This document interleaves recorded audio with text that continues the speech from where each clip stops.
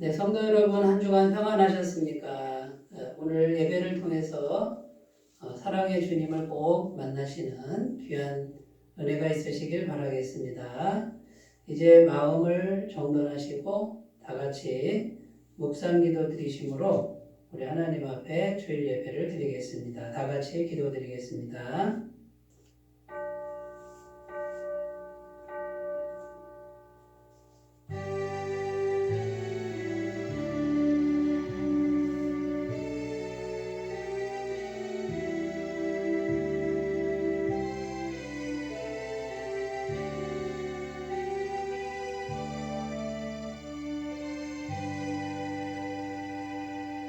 오라 우리가 여호와의 산에 올라가서 야곱의 하나님의 전에 이르자. 그가 그의 도를 가지고 우리에게 가르치실 것이니라.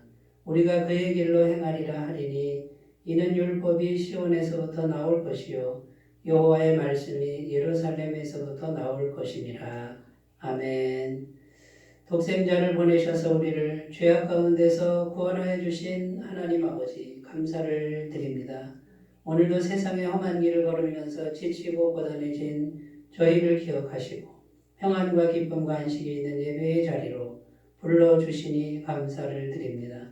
주님의 능력의 말씀을 들을 때에 우리의 지친 심령이 새 힘을 얻게 하여 주옵소서. 자비하신 손길로 우리 마음을 만져주사 세상에서 경험할 수 없는 참된 위로를 받게 하여 주옵소서. 자비하신 하나님의 얼굴을 배울 때 우리의 심령이 담대함을 얻게 하옵소서. 예수님의 이름으로 기원하옵나이다. 아멘. 다 같이 찬송가 21장 함께 부르겠습니다.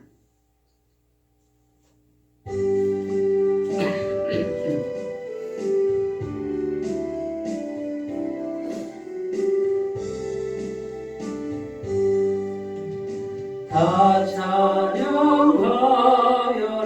전능왕 창조의 주께 내 홀로 주 찬양 평강과 구원의 주님 성도들아 주 앞에 이제 즐겁게 찬양하여라. 다 찬양하여라. 놀라운 만유의 주께 포근한 날개 밑 늘 품어 주시는 주님 성도들아 주님의 뜻 안에서 내 소원 다 이루리라. 다 찬양하여라.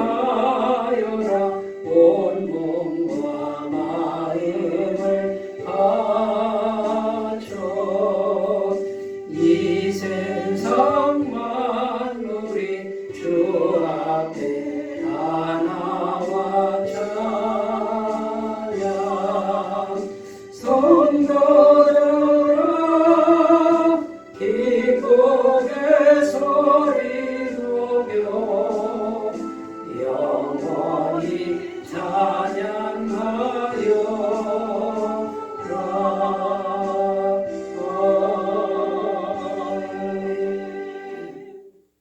사도신경으로 신앙 고백을 드립니다. 나는 전능하신 아버지 하나님 천지의 창조주를 믿습니다. 나는 그의 유일하신 아들 우리 주 예수 그리스도를 믿습니다. 그는 성령으로 잉태되어 동정녀 마리아에게서 나시고 본디오 빌라도에게 고난을 받아 십자가에 못 박혀 죽으시고 장사된 지 사흘 만에 죽은 자 가운데서 다시 살아나셨으며 하늘에 오르시어 전능하신 아버지 하나님 우편에 앉아 계시다가 거기로부터 살아있는 자와 죽은 자를 심판하러 오십니다. 나는 성령을 믿으며 거룩한 공교회와 성도의 교제와 죄를 용서받는 것과 몸의 부활과 영생을 믿습니다. 아멘. 하나님 말씀은 신약성경 빌립보서 2장 5절부터 11절 말씀입니다. 빌립보서 2장 5절에서 11절입니다. 신약성경 319쪽에 있습니다.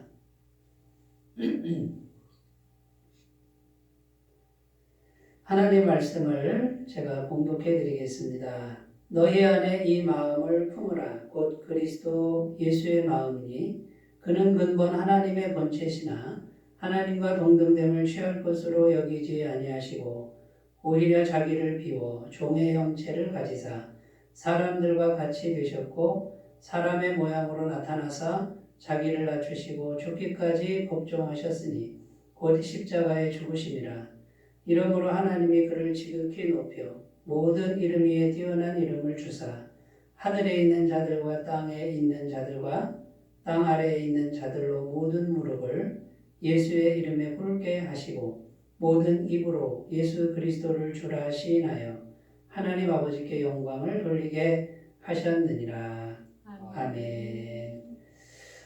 오늘도 하나님 말씀으로 위로를 받으시고 또 말씀으로 오시는 하나님을 깊이 경험하시는 그런 은혜가 있으시기 바라겠습니다.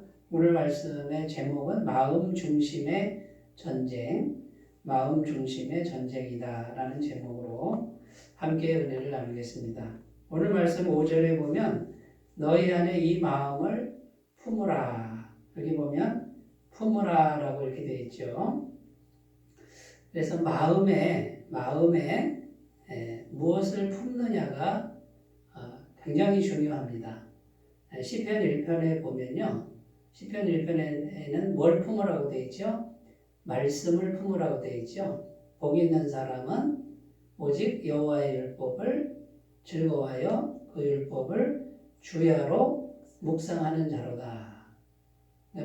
말씀을 계속 묵상한다는 것은 결국 하나님의 말씀을 마음에 계속 품고 있는 것이죠. 이게 품고 있어야 뭔가 역사가 나타납니다. 암탉이 계란을 품는데 며칠을 품습니까? 21일을 품는다 그러죠. 여러분 한번 생각해 보십시오. 하루 종일 암탉이 계란을 품었습니다. 아무 일도 안 일어났지요. 그 다음 날도 하루 종일 품습니다. 아무 일도 안 일어납니다.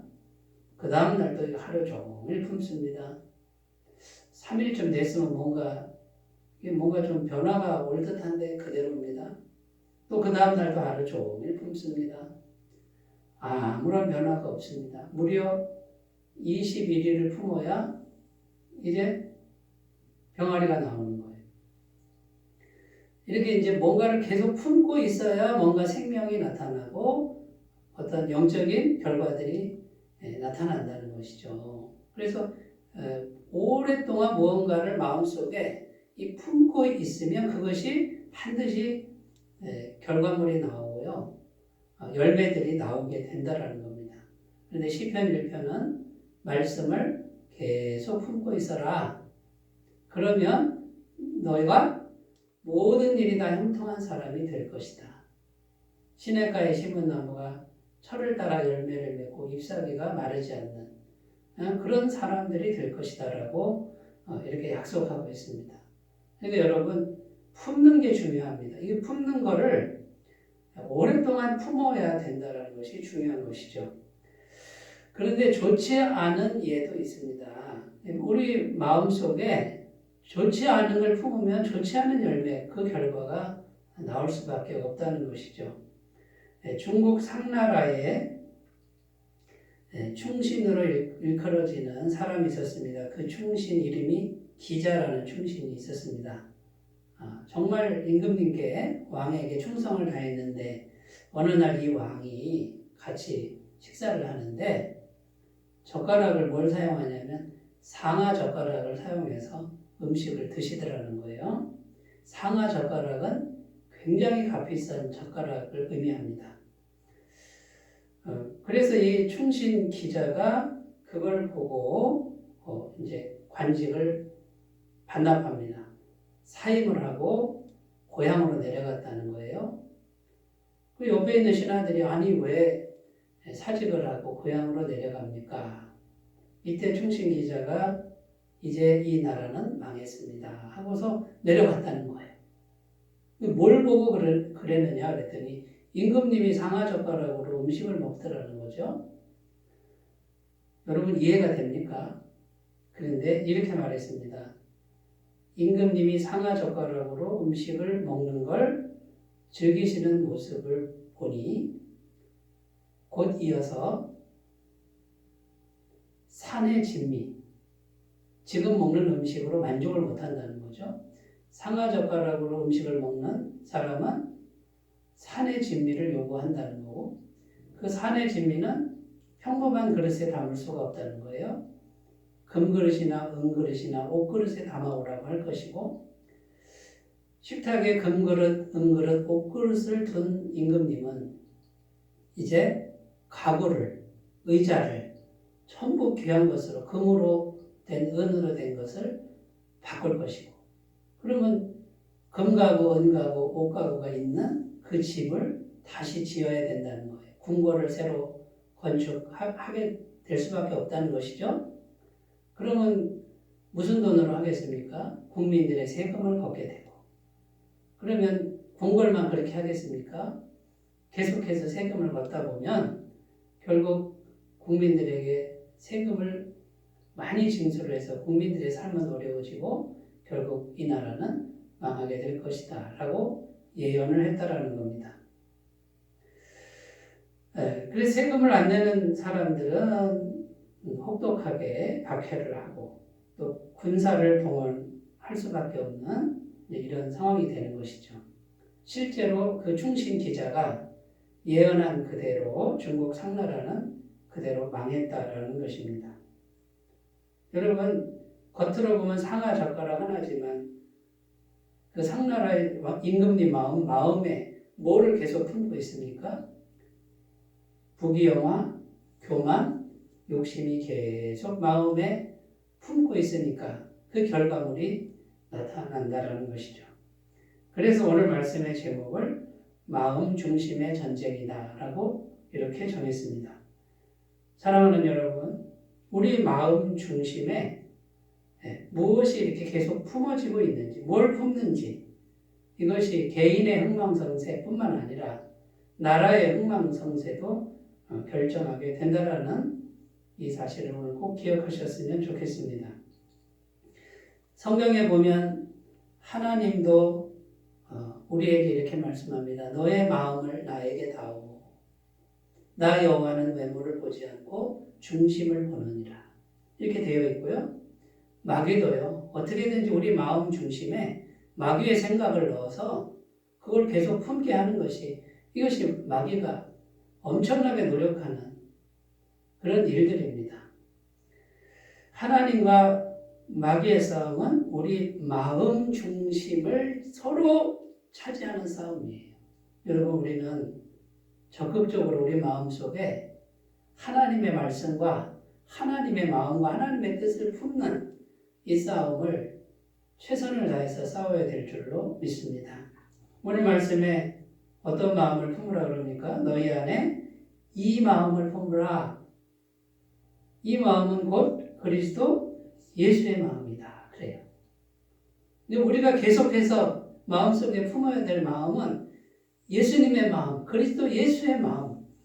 이 땅에 인간의 몸으로 오셔서 이 땅에 사시는 동안에 예수님이 어떤 마음을 품고 사셨는지 그 마음을 잘 헤아리고 그 마음을 계속해서 품으라 이렇게 되어 있습니다. 그 마음을 품으면 마귀의 싸움에서 이길 수 있다라고 이렇게 말씀합니다. 그리고 예수님의 마음을 계속 품고 있으면 어떻게 됩니까? 우리 마음에 위로받는 그런 차원이 아니고 예수님은 항상 하나님 아버지 성부 하나님과 연결되고 연합된 마음을 품고 완벽하게 사신 분이라고 성경은 증언합니다. 그래도 우리가 예수님의 마음을 품으면 전능하신 하나님, 그 전능하신 하나님과 우리가 연결돼서 그 전능하신 하나님이 우리와 함께 사는 이런 엄청난 능력의 마음이 되고 엄청난 능력이 우리 마음을 통해서 펼쳐지고 공급되는 그런 역사가 일어나게 될 줄로 믿습니다. 그러니까 그리스도 예수의 마음은 세상에서 가장 능력 있는 마음입니다. 그러면 여러분, 그 가장 능력 있는 하나님과 연결시키는 그 능력 있는 마음이 어떤 거냐 그 말이에요. 첫 번째는 오늘 말씀 7절에 보면 6절 7절을 읽겠습니다. 그는 근본 6절 7절에 보면 비우는 마음이다 이렇게 되어 있죠. 그는 근본 하나님의 본체시나 하나님과 동등됨을 취할 것으로 여기지 아니하시고 오히려 자기를 비워 종의 형체를 가지사 사람들과 같이 되셨고 7절에 보면 자기를 비웠다 이렇게 되어 있습니다. 비우는 마음이에요. 뭘 비웠느냐 그 말이죠. 자기를 비웠다 이렇게 되어 있습니다. 성경은 분명히 말합니다. 우리 주 예수님은 하나님과 같은 분이다. 하나님이시다 그 말이에요. 성부, 성자, 성령 삼위일체 하나님인데 성부, 성자, 성령 하나님은 능력도 똑같고 영광도 똑같고 계급도 똑같은 분입니다. 하나님과 조금도 차이가 없는 분이 그분이 성부 하나님 앞에서 성자 예수님이 자기를 싹 비웠다고 말해요. 이 비웠다는 말은 버렸다가 아닙니다. 갖고 있는데 사용하지 않는 걸 말합니다. 얼마든지 사용할 수 있는 걸 그걸 버린 게 아니에요. 없어진 게 아니에요. 그냥 갖고 있는데 가만히 있는 거예요. 그게 비웠다 그 말이에요.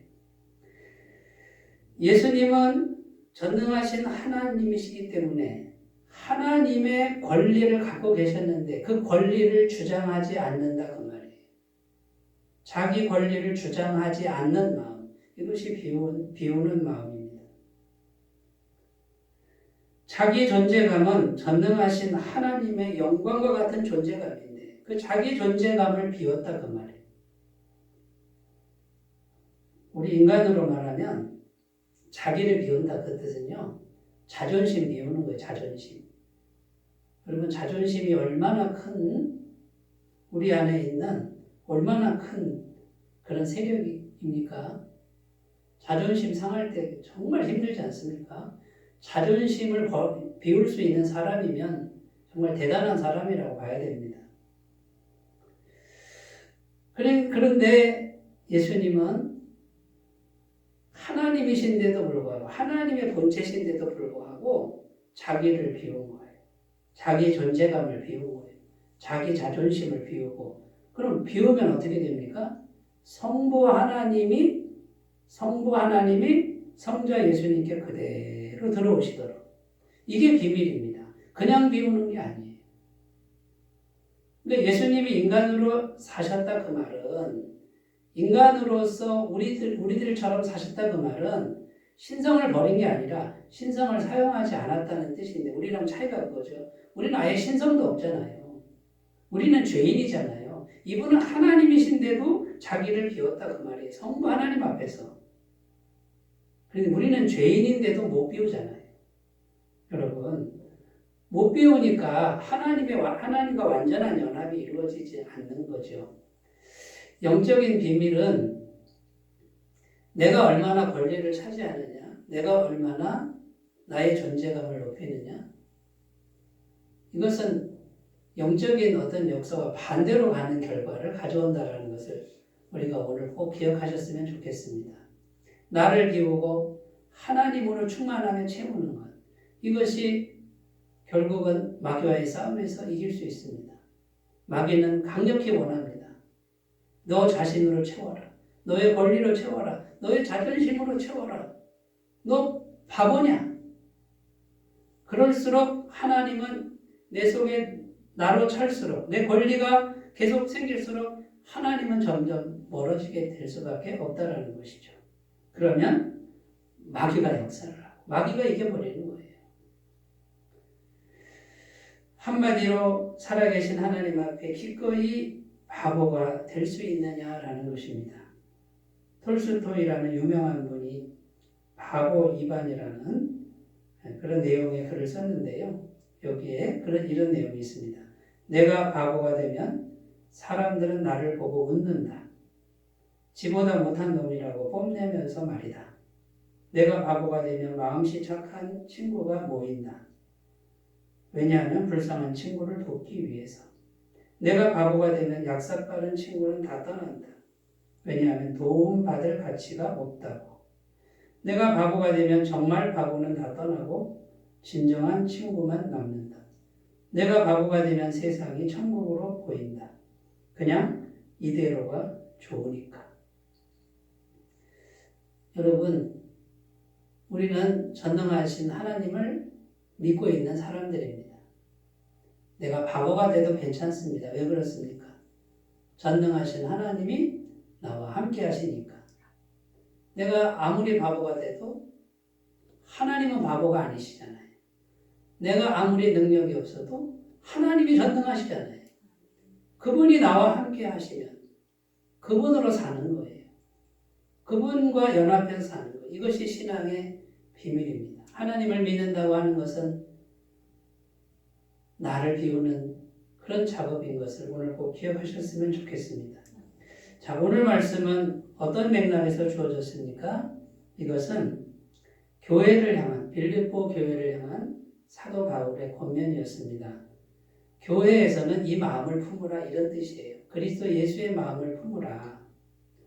자기를 비우는 마음을 품으라는 뜻이에요. 오늘 말씀 2장 1절에서 3절 말씀을 제가 읽겠습니다. 그러므로 그리스도 안에 무슨 권면이나 사랑의 무슨 위로나 성령의 무슨 교제나 긍휼이나 자비가 있거든 마음을 같이하여 같은 사랑을 가지고 뜻을 합하며 한 마음을 품어 아무 일에든지 다툼이나 허용으로 하지 말고 오직 겸손한 마음으로 각각 자기보다 남을 낮게 여기고.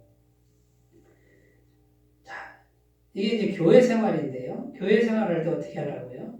2절에 보면 같은 마음, 그 다음에 같은 사랑 이렇게 되어 있죠. 뜻을 합하며 한 마음을 품어라. 그 다음 3절에 뭐라고 되어 있습니까? 아무 일에든지 뭘로 하지 말라고요? 다툼이나 허용으로 하지 마라. 어떻게 하라고요? 오직 겸손한 마음. 자, 오직이라고 들어갔어요. 무조건 겸손한 마음으로. 당신이 나보다 낫습니다. 이런 마음으로 그렇게 교회 생활을 하라는 거예요. 그럼 이 마음이 곧 그리스도 예수의 마음, 비우는 마음을 품으면 이게 가능하다 그 말이에요. 교회 안에 다툼이나 허용이나 교회 안에 분쟁이나 왜 이런 일이 생길까요?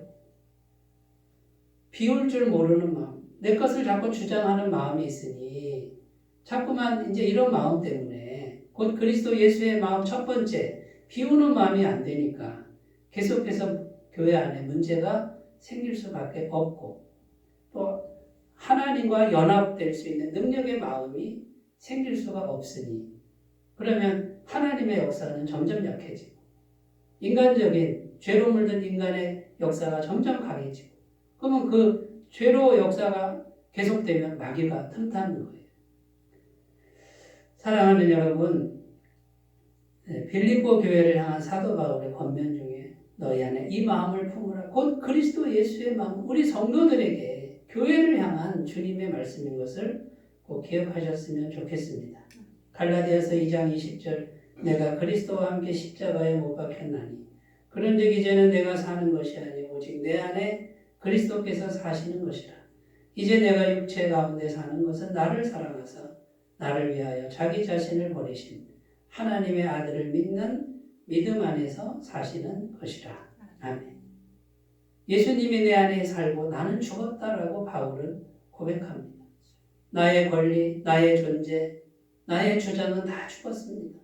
내 안에 그리스도만 사시면 됩니다. 그 믿음으로 나는 남은 여생을 살고 있습니다라는 고백입니다. 이 고백이 여기 계신 우리 모두의 고백이 되셨으면 좋겠습니다. 자, 두 번째 어떤 마음입니까? 그리스도 예수의 마음은 종의 마음이다 이렇게 되어 있습니다. 7절에 오히려 자기를 비워 종의 형체를 가지사 사람들과 같이 되셨고 8절입니다. 사람의 모양으로 나타나서 자기를 낮추시고 죽기까지 복종하셨으니 곧 십자가의 죽으심이라. 누구의 종입니까? 하나님의 종이에요. 오직 하나님 아버지의 종이 되는 마음. 하나님 아버지 뜻이라면 무조건 순종하는 종의 마음. 이 예수님은 하나님과 같은 분이에요. 동등된 분인데 어느 날 이 성자 예수님이 종이 되신 거예요. 무조건 순종하는 거. 마태복음 26장에 가보면 예수님께서 겟세마네 동산에서 땀방울이 핏방울이 되도록 기도하시는데 이렇게 기도하면 3번을 기도하는데 아버지여 할 수만 있거든. 하실 수 있거든. 이 잔을 내게서 옮기시옵소서. 그러나 나의 원대로 마옵시고 아버지의 원대로 하옵소서. 십자가에서 처참하게 죽는 그걸 알고 계셨습니다. 너무 힘드셨습니다. 그런데 나의 원대로 마옵시고 아버지의 원대로 하옵소서. 전능하신 하나님이시니까 십자가의 길 꼭 안 가셔도 됐어요. 다 멸망시키고 다시 창조하시면 되잖아요. 그런데 하나님 아버지의 뜻은 성자 예수님이 십자가의 길을 그 처참한 길을 가면서 죄값을 지불하는 거였습니다.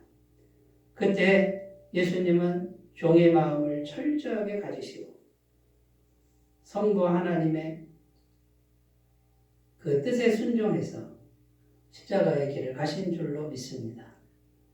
여러분, 우리는 하나님 아버지 앞에서 하나님의 뜻이라면 무조건 순종하는 이 마음을 품으라는 거예요. 이걸 품고 있어야 그것이 순종으로 됩니다. 품지 않는 사람은 순종할 힘이 없습니다.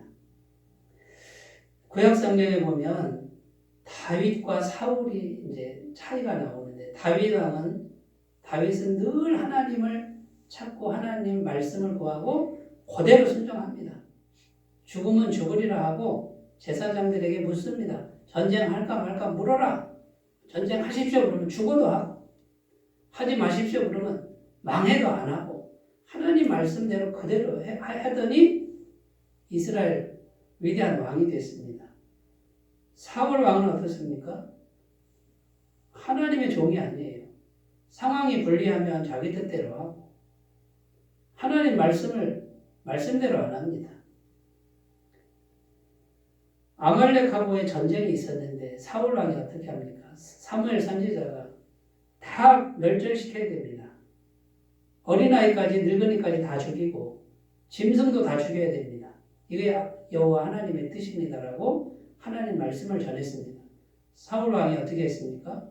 전쟁에서 이겼는데 육축과 짐승들 보니까 아까운 거예요. 이걸 왜 죽이냐 말이죠. 그 뒀다가 재산으로 써도 되고 제사 드릴 때 써도 되는데 왜 죽이냐 말이죠. 그래서 하나님 말씀 안 듣고 자기 마음대로 살려뒀습니다. 사무엘 선지자가 와서 보니까 비싸고 좋은 거 다 살려준 거죠. 하나님 말씀을 어긴 거예요. 그때에 사무엘 선지자가 이렇게 말씀합니다. 사무엘상 15장 22절 23절 사무엘이 이르되 여호와께서 번제와 다른 제사를 그의 목소리를 청종하는 것을 좋아하심같이 좋아하시겠나이까. 순종이 제사보다 낫고 듣는 것이 순양의 기름보다 나으니 이는 거역하는 것은 점치는 죄와 같고 완고한 것은 사신 우상에게 절하는 죄와 같음이라. 왕이 여호와의 말씀을 버렸으므로 여호와께서도 왕을 버려 왕이 되지 못하게 하셨나이다.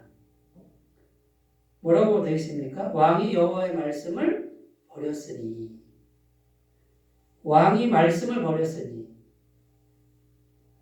여호와께서도 왕을 버려 왕이 되지 못하게 하셨나이다.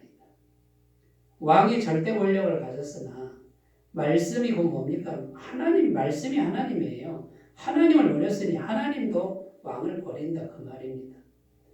여러분 종의 마음은 하나님 말씀에 복종하는 그런 마음이에요. 그걸 품으라는 거예요. 예수님께서 이 땅에 오셔서 철저하게 종의 모습으로 그렇게 살아가신 것을 꼭 기억하셨으면 좋겠습니다. 세 번째, 결국 예수님의 마음은 어떤 마음이에요? 결국 사랑의 마음이다라는 거예요. 예수님께서 왜 이 땅에 오셨습니까? 사랑 때문에 오셨습니다. 사랑 때문에. 누구를 사랑하셨습니까? 죄인된 우리를 사랑하시네. 나를 사랑하셔서 오신 거예요.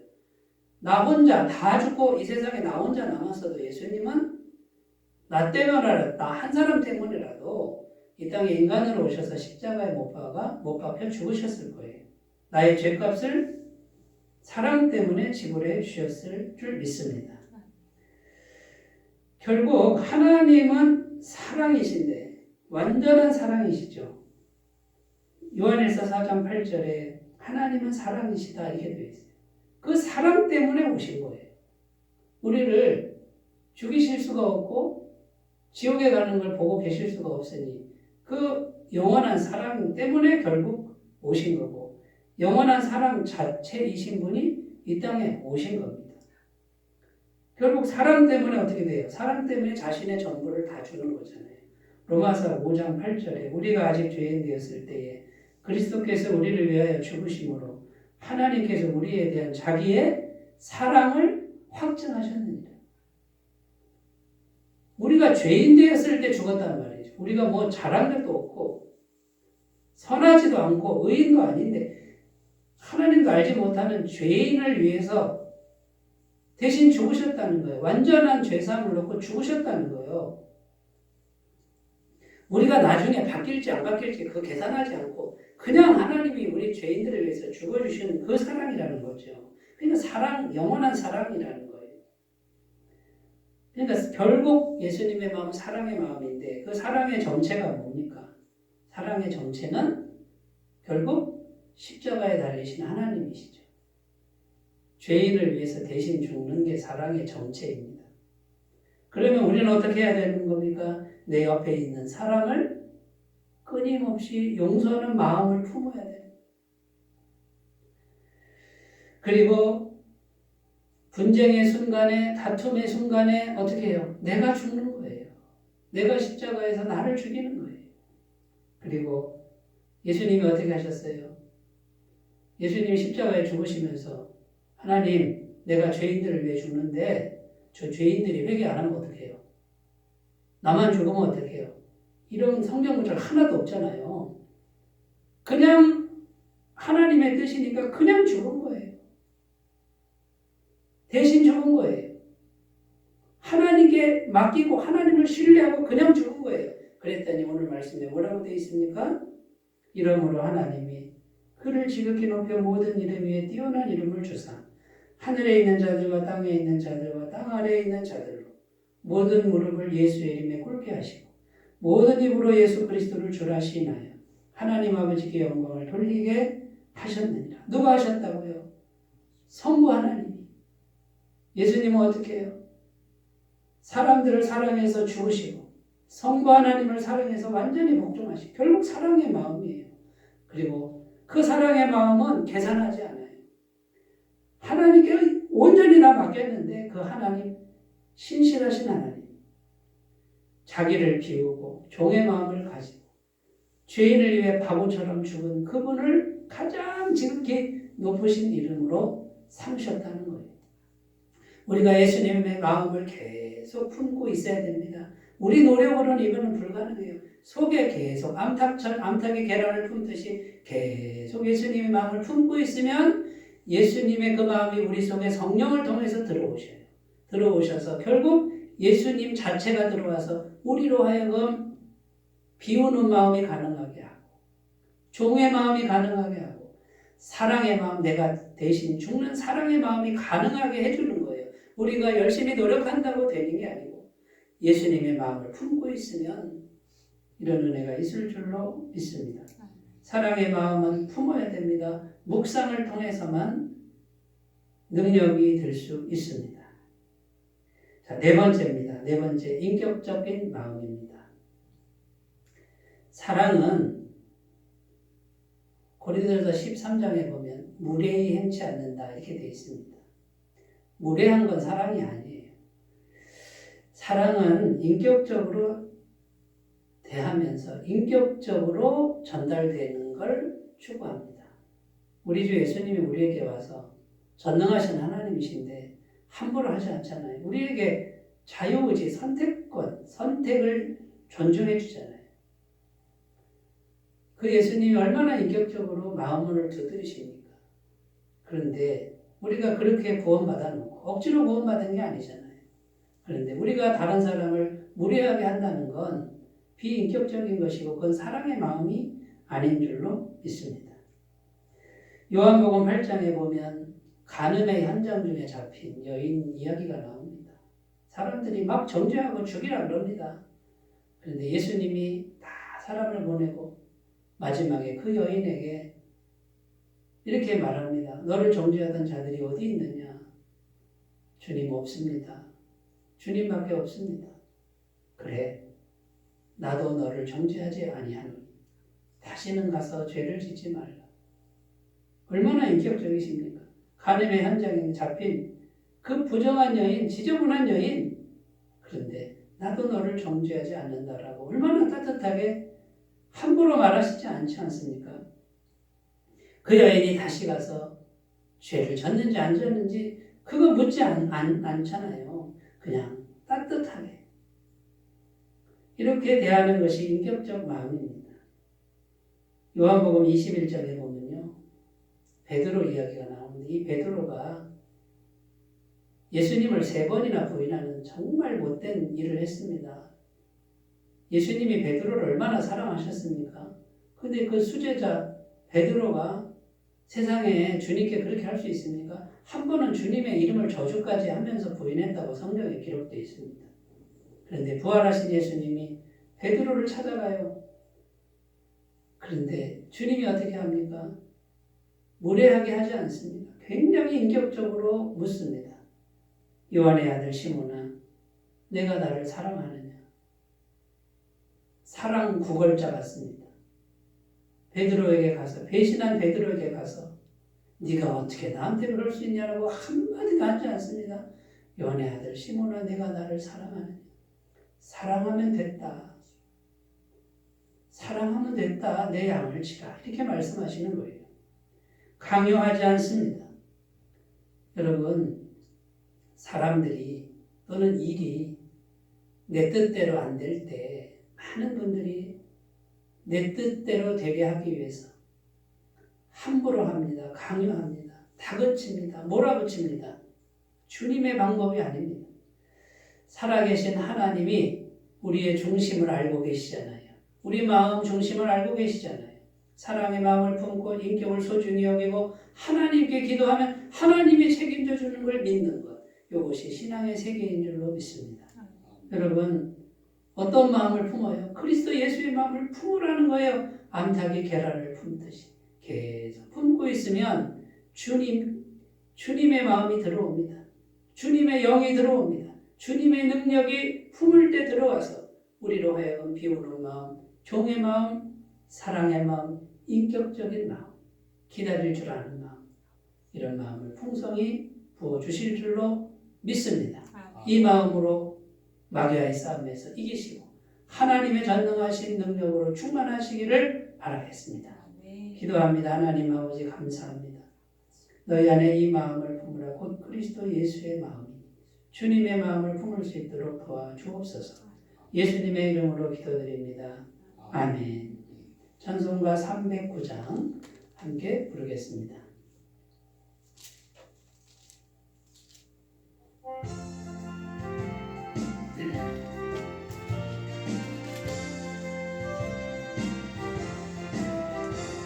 목마른 내 영혼 주가 힘이 허락한 그 귀한 영생수 주여 갈망합니다. 그 약속 따라서 힘써 간구하오니 오 주여 내게도 와서 들어주소서. 예수의 사랑 예수의 사랑 바다 물결같이 내게 임하니 영광의 물결에 온전히 쌓여서 내 영혼의 기쁨 한량없도다. 주 내게 약속한 큰비 내려주시려 은혜의 저구름 건너편에 떠올라 그 귀한 징조가 내게 밝히고 이니 나 힘을 다하여 주께 간구합니다.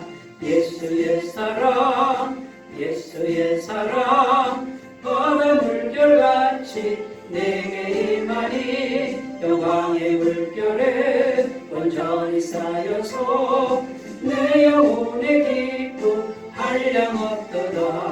은혜의 소낙비 지금 흡족히 내려 구원의 큰 강물 흘러차고 넘쳐서 내 주와 모든 죄 씻어버리니 나 지금 은혜를 충만하게 받았다면 예수의 사랑 예수의 사랑 바다 물결같이 내게 임하니 영광의 물결에 온전히 쌓여서 내 영혼의 기쁨 한량없도다. 그 차고 넘치는 주의 은혜의 물결 힘차게 밀려와 내게 만족합니다. 오 할렐루야로 주를 찬송하오니 내 마음의 기쁨이 항상 충만합니다.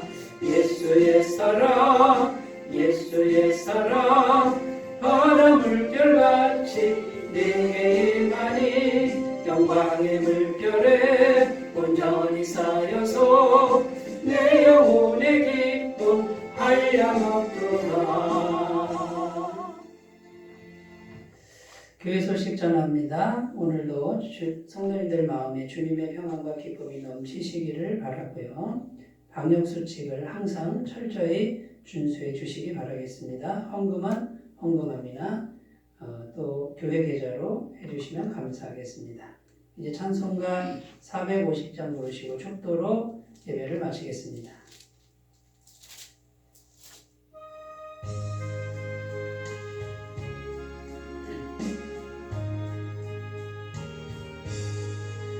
내 평생 소원이 그뿐 주의 일 하다가 이 세상이 멸하는 날 주 앞에 가리라.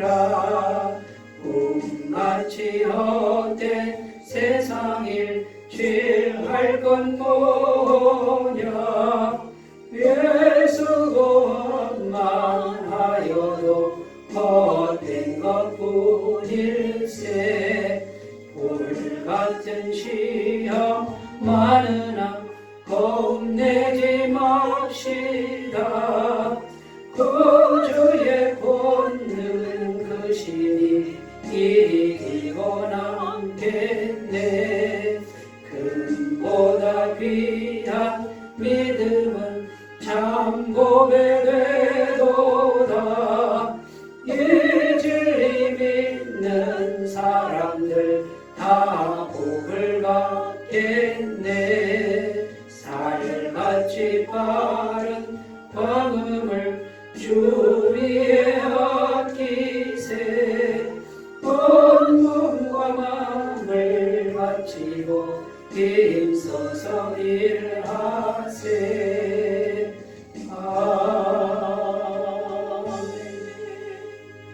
이제는 우리 주 예수 그리스도의 은혜와 하나님 아버지의 사랑하심과 성령님의 교통하심이 주일 예배를 드리는 모든 성도님들 위해 영원토록 함께 하시기를 축원하옵나이다. 아멘.